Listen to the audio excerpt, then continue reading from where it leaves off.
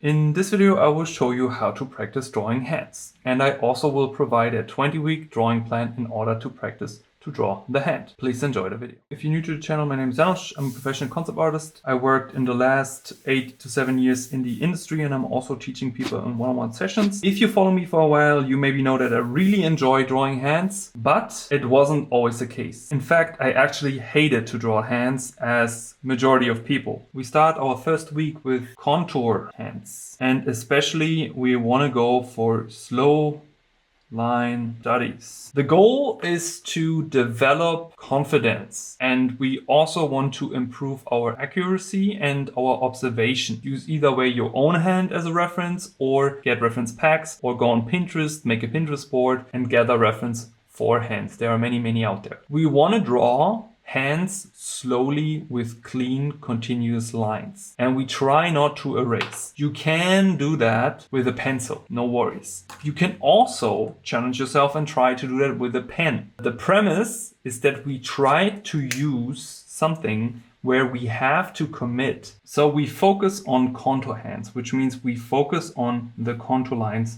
of the hands. Focus on slow. Take out the pace.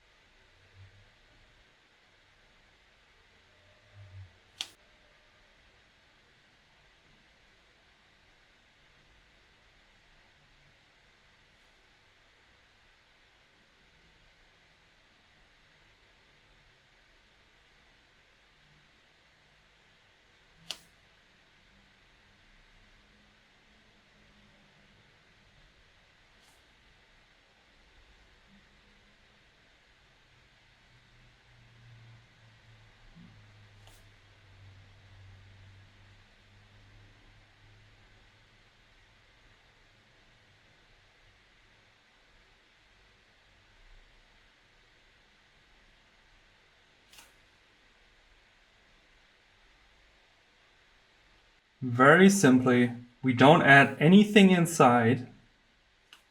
We just draw the contour. And this is a bit tough in the beginning because we need to figure out where do we do the contour of the fingers, or fingers in the back if we have any overlaps. Believe me, after 4, 5, 6 hands, you really get used to that. So just focus on the contour outline.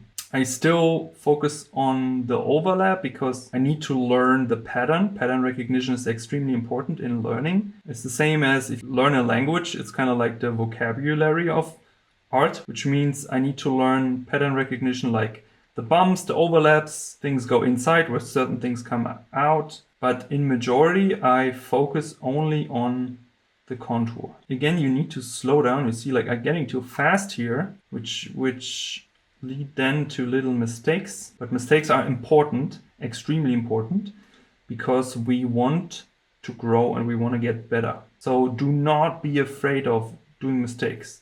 You won't get better if you not allow yourself to make any mistakes.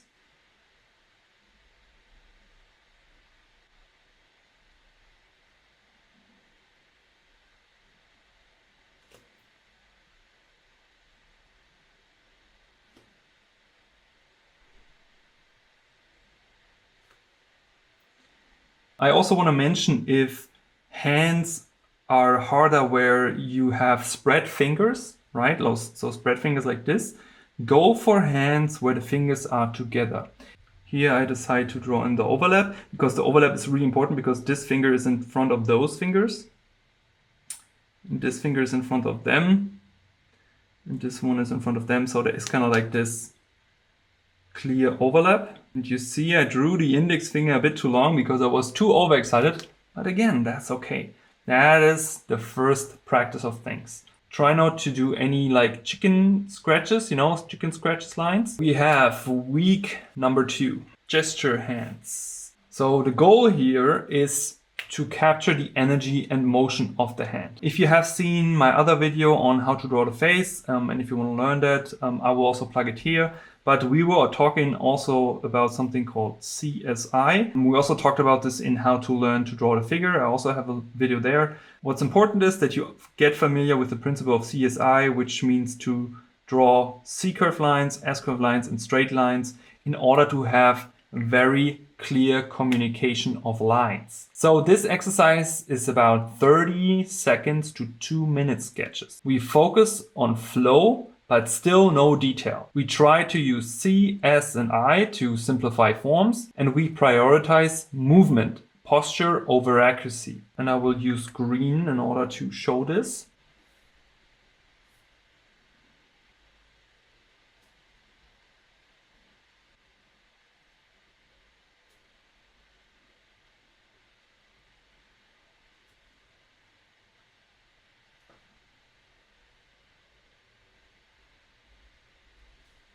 This, for example. And I can also draw in the fingers.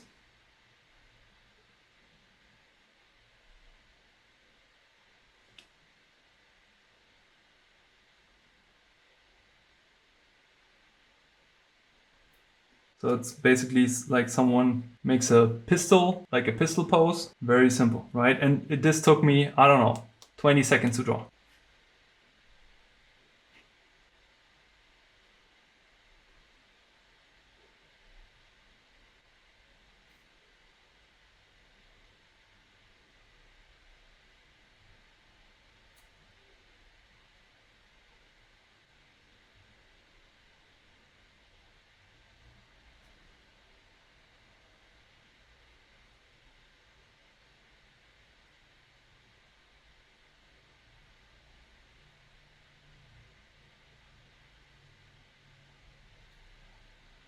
I don't want you to draw in nails or details, but just so you understand how we look at this. This is the thumb. The thumb is in the front, so to speak, and everything here is in behind. I like to start with the forearm sometimes also, so I come from the forearm.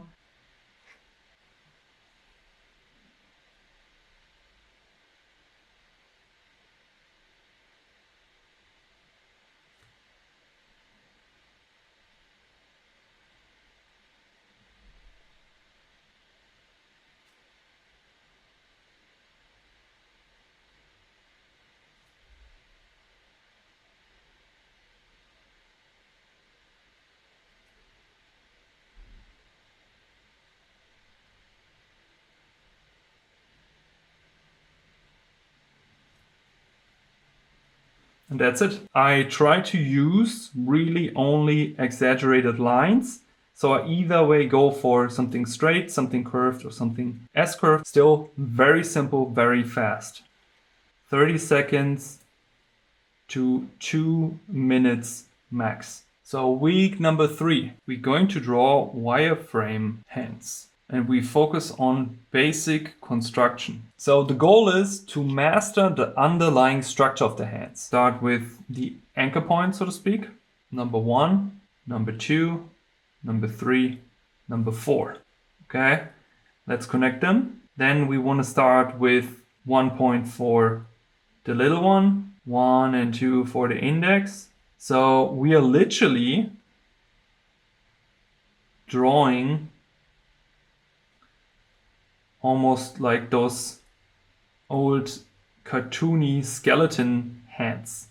The goal behind this is to get a feeling for the proportional layout of the hands, and we want to get an understanding for the different placements of the fingers. If we have problems with learning where fingers come naturally, so let's say we want to draw a hand that is maybe like reaching at us, right? It can be very hard. So let's start with the front part, point 1, point 2.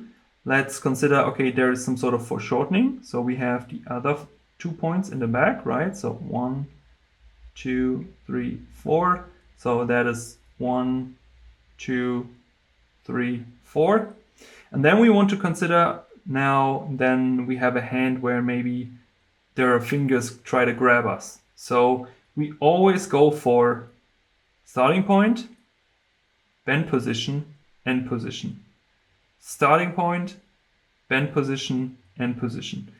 Sounds like a rhyme. Starting point, bend position, end position. Starting point, bend position, end position. And then also the palm of the thumb, so to speak, usually would be here, like would be this big bulge, right? We are just going for the end of the thumb and the bend position of it here. And it looks very wild, but when I connect all these, you understand how this hand is trying to grab me, spreading finger movement.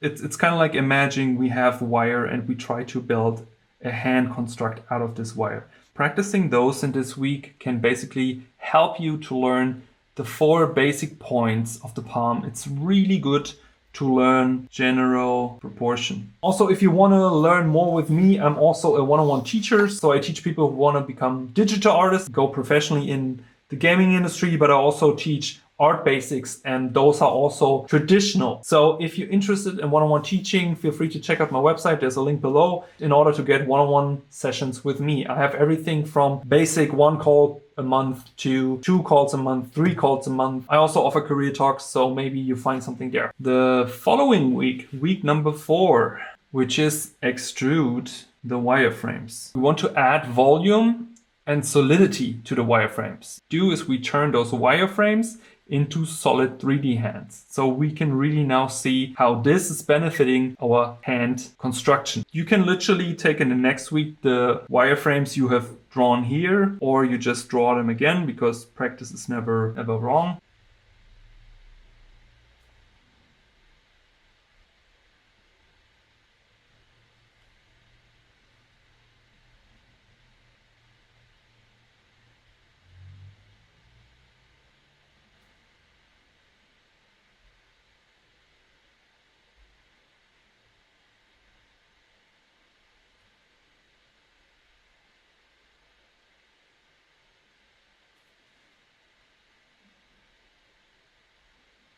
This.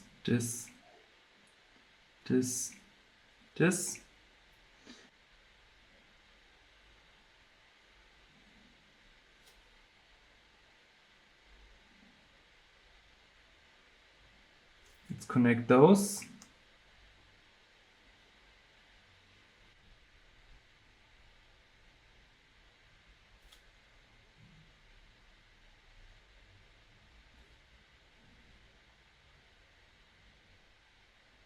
Add geometry to them. So again, either way, you can go for cylinders or you can go for boxes. And it's important that we focus on plane changes. I talked about this in other videos, just quickly saying what it is. It's basically that we focus on 1, 2, 3, the 3D effect. Because we focus on manipulating the viewer, telling them that we are convincing this is a 3-dimensional form or something 3-dimensional. So we are making sure that this is readable. Okay, so I guess here would be the fingernail. This would be the thumb, this would be the downside, so to speak. And in this exercise, it's all about adding slowly the geometry to your wireframes.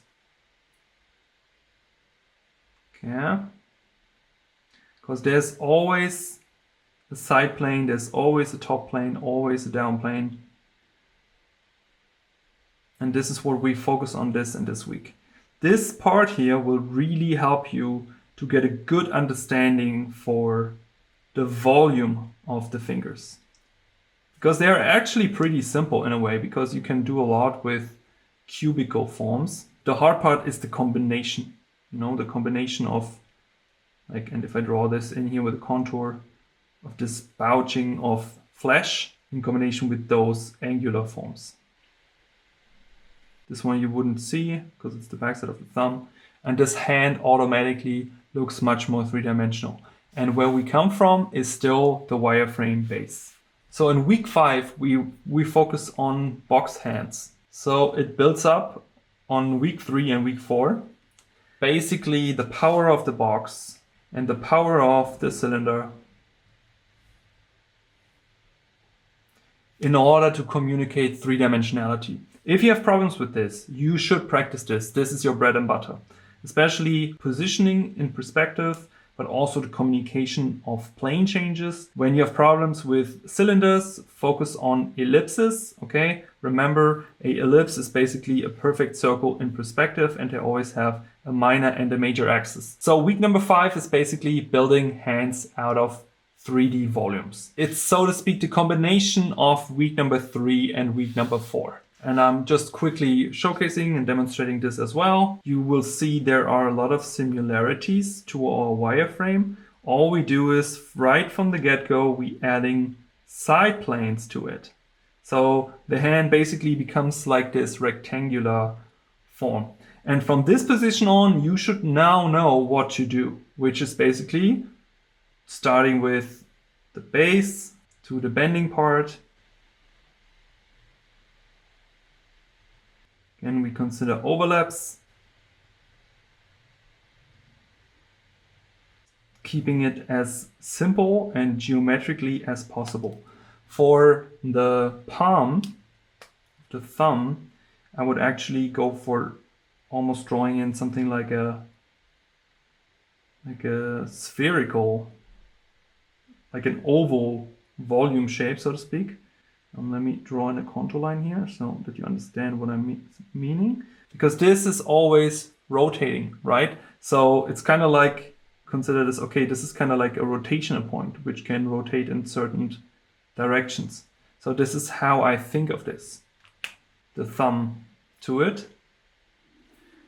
Right, and it's like thumbs up for this YouTube video. Subscribe to this YouTube channel. Thumbs up. We want to draw hands like this. Do you know these wooden hands you can buy in art stores? It's kind of like this. No, the only difference is we try not to draw them as rigid as they are, because the tricky thing about anatomy is soft and rigid at the same time. It's never really completely rigid. If you keep this in mind, your anatomy will never be stiff. Okay, week number 7. I show this as an example because I usually do this. For the people who follow me for a while, they know that I like to do like a daily practice of an hour. And this is what I want you to do in week number 7. I want you to start with quicker hand sketches. Again, those have a bit more detail at some point, but some of them have very little lines. Slower hands where I add more detail, see like, oh, I only have 5 minutes left. Oh, I only have 10 minutes left. I go into fast the same way as I did before, but I just do it very quick, almost gestural. In number 6, I want you to draw 10 hands in 10 minutes. And then I want you to draw 10 hands in 20 minutes. And then I want you to draw 10 hands in 30 minutes. So you basically spend every day an hour. So it's 10, 20, 30, 10, 20, 30, okay? Keep the lines loose and confident and focus on gesture and general form, everything we spoke about until here. Week number 7, which I call mirror challenge. But I also try to do certain poses and I try to flip those poses. Improve our spatial reasoning when it comes to drawing hands. The way as we draw it from memory. When you really work through week number 1 to 6 already, this should be not too hard for you. Analyze the mirrored version or the one that you want to mirror and train your brain to visually flip it in your head. Do not use any shortcuts. Again, quality in life only comes from repetition and hard work. Or what you can also do, thinking about motion and movement, right? So you do a hand pose and you think about what could be the next hand pose, almost kind of like animating the hand. For the people who want to go in animation, this is really important. Week number 8, expressive hand studies. Since we always do expressive hands, or I like to do expressive hands, so not like just those simple hands, right? But hands which have a bit more of expression to it, it's just more interesting. They create a stronger silhouette, they're visually more interesting, they create interesting negative space. That is something that you just have to get used to learn emotional storytelling with poses. Because you eventually want to draw characters, and this is from imagination. Eventually you want to draw characters or something from your own mind, and you don't want to get stopped by not knowing how to draw hands. So the more you learn to draw expressive hands, the more you can utilize them. And they improve the quality of your character drawings by at least 30%, even if you go for hands holding other hands. I just want to name some of the most common problems that we encounter when we try to draw hands. Number 1 is that we draw them too stiff or too lifeless. So what's happened is that the hand can look frozen or almost robotic. We overfocus too much on outlines rather than using references in a proper way, because there are many curves, angles, and also form changes in hands. Number 2 is wrong proportions. And you see, it happens to me, it happens to everyone, that we are either way draw a finger too long, or the palm is too thick, or the base of the thumb is off, or the complete structural skeleton below is completely off. This can happen every time we try to draw a hand. Number 3 would be something that I find very interesting, which is often not very observed, that all the fingers do look the same. So consider when you draw the fingers that technically we have different type of fingers on the hand. That there's a difference from middle finger to pinky finger, from ring to index finger. Number 4 would be flat hands. We do not consider the 3-dimensional form enough. So considering that we would draw a box around this hand, that would be a problem. That would mean that we maybe do not think enough in boxes or cylinders, complete forget for perspective, or even foreshortening, because there's also foreshortening happening in a hand, but not too mistaken as if we would draw a gesture. Number 5 would be something like overly detailing too much, too early. So for example, starting with drawing in wrinkles too early, starting drawing in nails too early. But when the hand has kind of like a broken pose, let's say, then this can throw us completely off. Think like, oh, it kind of looks good, but eventually added those details to an almost broken hand, which is anatomically not correct. Number 6 is also something that I've seen many times, especially also in my students. The thumb placement is just off. I like to call it awkward thumb placement, which is basically that the thumb seems too far or too close, or it almost bends wrong. That leads to misunderstanding because the thumb has unique rotation and position. Number 7 is the tangent between fingers. So for example, sometimes those fingers bend into each other visually, right? They kind of like merge into each other. So something like here, for example. But we are not communicating those overlaps clear enough. We have something which is called poor finger spacing or bad silhouette design. You can see it either way. Always consider that the way you place your fingers has to do with your design sense. It also is kind of like a strategically placing of those fingers. The way you place your fingers is also the way you create negative space between those fingers. And the negative space creates a really nice shape and silhouette. So it becomes very important. Number 8 is something which has also happened very obvious, is just forgetting the wrist. The reason for me that I always draw or like to draw the forearm with it, that I don't forget to draw the wrist, or that I don't feel like I draw a floating hand or something that is completely disconnected. We never can ignore the wrist and the forearm connection. So just include that into your studies, observe how the tendons and bones flow into the forearm, and then just practice drawing the hand in different wrist combinations. Number 9 is perspective confusion, so especially in foreshortening. So for example, if we have a foreshortened hand or something that comes closer to us, sometimes fingers appear that they kind of like grow or shrink in weird ways. This just has to do with not really understanding the change of proportion or the change in perspective or foreshortening. So always consider those are cylinders, and if they come closer to the camera, there is foreshortening happening. And last but not least is just the fear of drawing hands. And I find this is almost the most important one. Do not be afraid to draw hands because you think like, I'm going to mess up the hand. I don't like drawing a hand. The anxiety of thinking that you will not be able to draw the hands will stop you forever, and you will never master drawing the hand. All we do is we try to draw the hand. If we mess it up, we draw it again. And if we mess it up, we draw it again. Try not to avoid drawing hands and hide them behind objects. Try to see it as a fun puzzle. That's why it's also always good to try to draw them isolated. So let's go over to the weekly plans.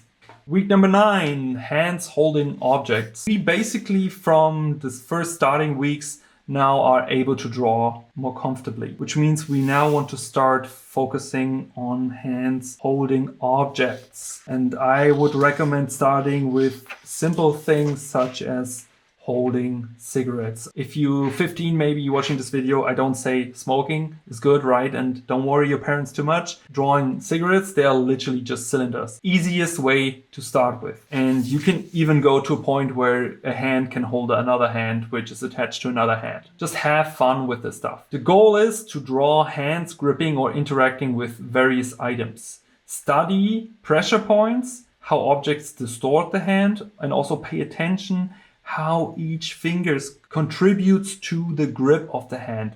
Very important. Don't ignore the thumb dynamics. When you hold things, the thumb becomes more interactive because it's almost one of the strongest gripping parts of holding something. Week number 10, foreshortened hands, extreme perspectives.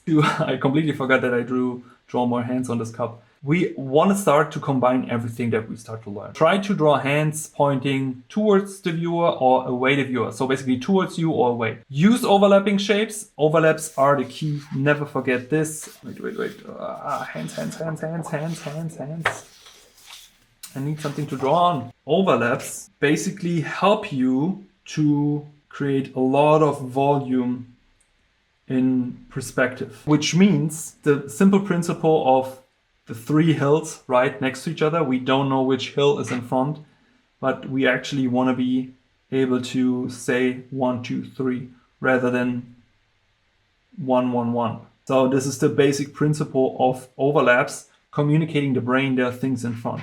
And that's the same thing as with the fingers. We have 1, 2, 3, 4, and 5, so to speak, with the thumb. We try to always focus on the overlaps of form. Week number 11 is shadow hand, basically form and light recognition. I want to give you an example because usually I don't myself do that too much because I focus more on lines, and you see I do a lot of these little dots, kind of like for me as I communicate the light direction and the form change for me. You can do that with lines, you can do that with pencil shading, you can also do that with markers. So in week number 11, we want to focus on shadow hands, so light and form recognition. Try to shade the hands, focusing on the light and the shadow side. We want to use single strong light sources, and we are always squinting our eyes to simplify values. I recommend, in order to learn this, especially if you're a beginner,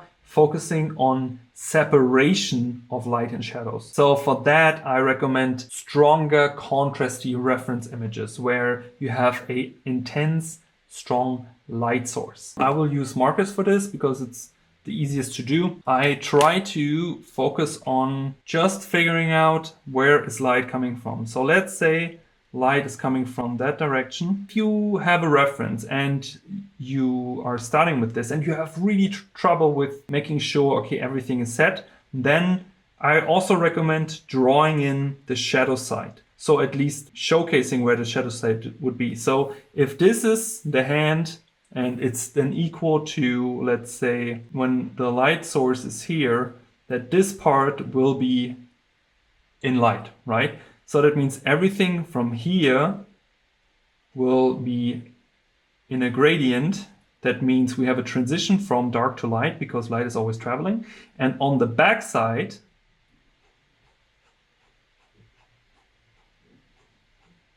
there will be a shadow side, right? We will have a terminator which terminates the light. So basically the area where starting there is going to be terminated. And we always, and we never can forget this, there will be a cast shadow.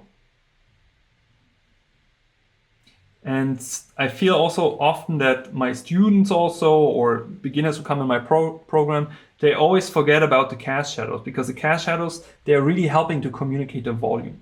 So for example, what we could do, this part here, we could draw it in, but I will not do it because I want to make it look nice with the markers.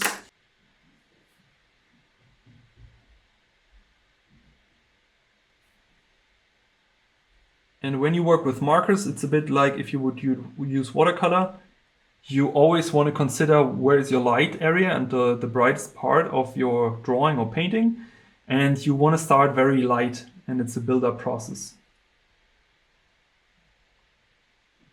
And here would be a cast shadow, and because of the palm and the bending palm, there will be a cast shadow on here, right?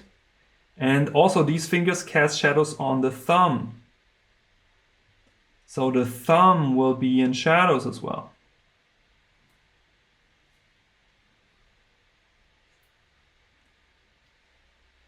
Okay, so for example, I could leave it like this. I can also render it more. I can say, well, you know what, Janos, you talked about the gradient. Okay, let me show you the gradient. So for example, here's the knuckle, here's the other knuckle, and from here to here there's the gradient downwards.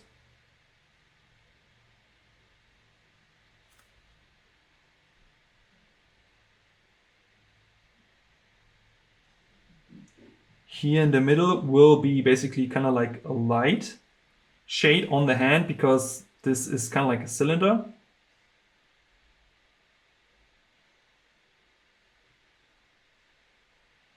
Same here.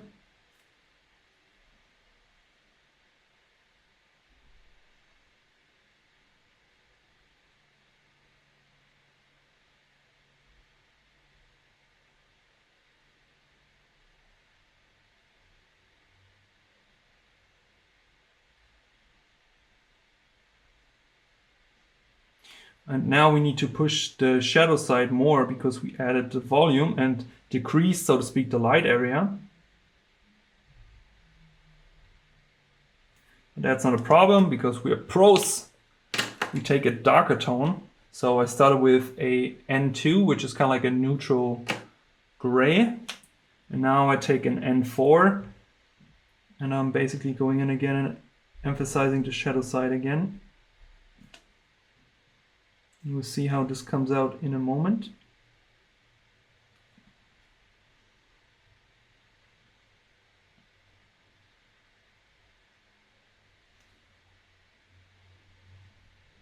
So we are basically repeating the shadow shapes that we drew in before.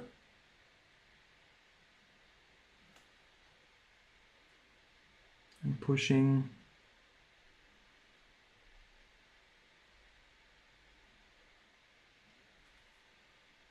those.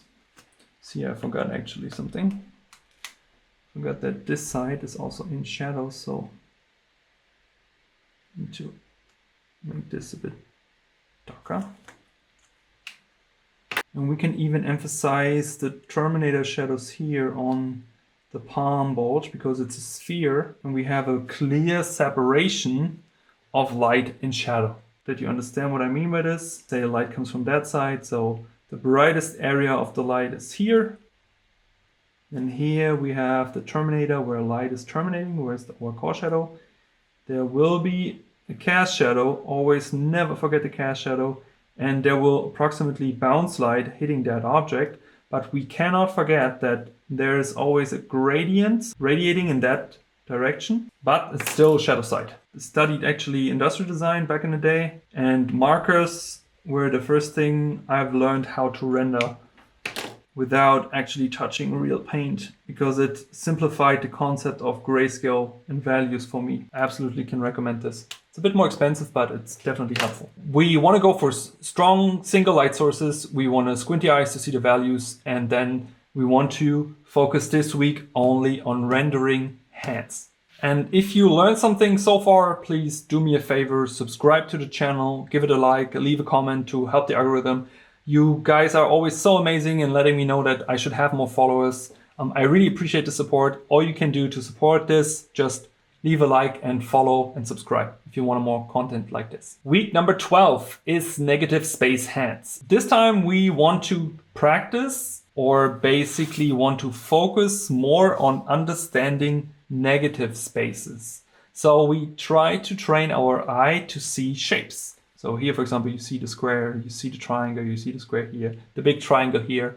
Those are shapes we are creating when we draw hands in certain positions. So we focus on the shapes between the fingers, the wrist, and try not to guess too much. It's really more about going in with a more playful approach where we say, okay, we draw the hands together, we utilize all the knowledge we gained the last weeks while focusing on negative space. Week number 13, we have hands from letters and numbers. Sometimes I like to do that also with my students. It's basically imagining to start the hand from something abstract. It's a bit similar as if you would use CSI to draw a gesture. C curve is also a letter, I is a letter, right? Think about words, for example. and we start to turn them into something more playful. The letter a hand could make, right? Or a W or an A, everything that is kind of more playful in an approach. Think about, hey, what could be fun? What are people doing?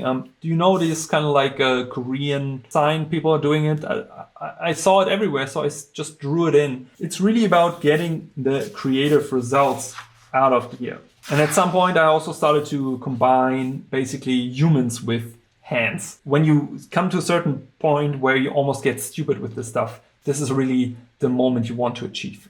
Week number 14 is something super basic. I don't want to say boring, but it's absolutely necessary, is bone structure of hands. Actually, when you got to this point already, you will see how easy studies of bone structure get to you, because all we focus there is to observe knuckles aligning with the arc, how related are the fingers, like where is basically the finger inserted, where it goes from point to point. And I tried to learn anatomy myself in a very classical way of studying anatomy books and taking different courses. But I found that I've learned in drawing a lot of hands in that way led to much more progress in really getting better with the hands. Week number 15, hybrid hands. So we are basically drawing fantasy stylized hands. So it could be something like this, where you do like a topic in that week and you start to learn the hands. It's way easier to make a robot arm because it's like so rigid and so simple. It's just basic geo. Fantasy still needs structure,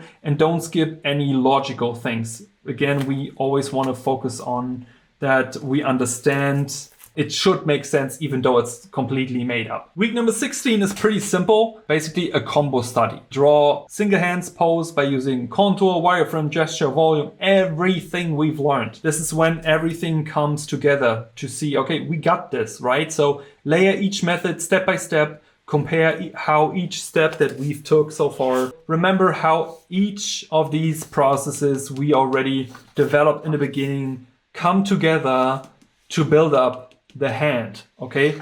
Because there's no secret behind it. It's just practicing and knowing what you do. Week number 17 is also a bit easier, obviously, now that we started to get in the basics, and you're like, at this point, believe me, you will have progression by 40%. Your hands will already improve by 40 to maybe even 60%. Now it really comes about how do we keep practicing fun for us. The life of an artist is continuous practicing and enjoying that practice every single day. So our job now is to make this fun, or in that case, it's my job because I'm a one-on-one teacher, but I also teach you here on this YouTube video. So basically get cool references and then draw 20 hands in one session from various references. And that's what I do every day. Choose different ages, sizes, ethnicities, spend longer time, shorter time, make things up, go crazy, go nuts, different angles, whatever. So just have fun, go with the flow.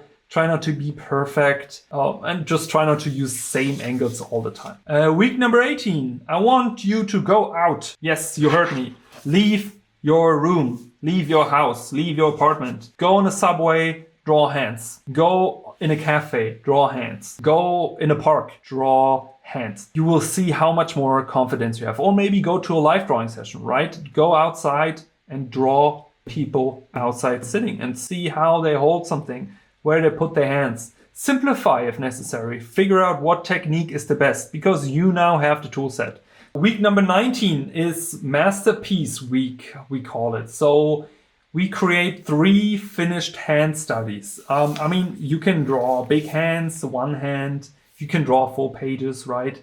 I basically wrote 3 hand studies so that you at least draw hands. Please choose expressive poses and polish the hands. Shade them, render them, paint them with acrylics, oil, whatever it is that you prefer. And last but not least, you all made it to week number 20. I'm proud of you. So it's a final challenge, basically a fusion piece, I call it. So make an epic drawing with hands.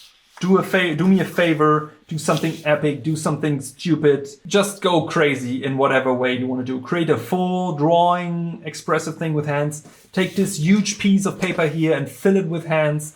Go nuts, go crazy, and utilize everything I taught you in this plan. If you appreciate everything I gave you today, please do me a favor, give it a thumbs up, subscribe to the channel that you get also the next video.